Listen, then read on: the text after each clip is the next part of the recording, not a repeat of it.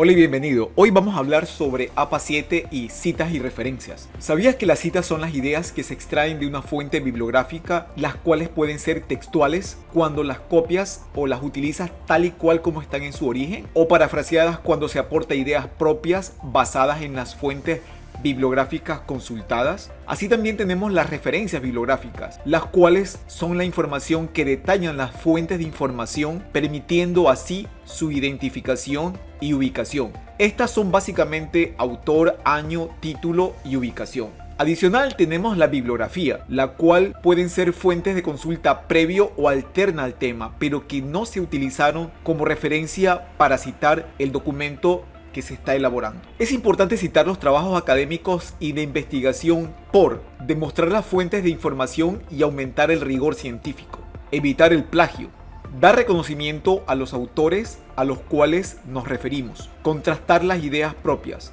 disponer a los lectores de otras fuentes de información sobre el tema que se está tratando. Se debe citar cuando se parafrasea un texto, se copia un texto tal cual como está en la fuente, se usan imágenes, tablas de otro autor, se utiliza ideas o teorías de otro autor.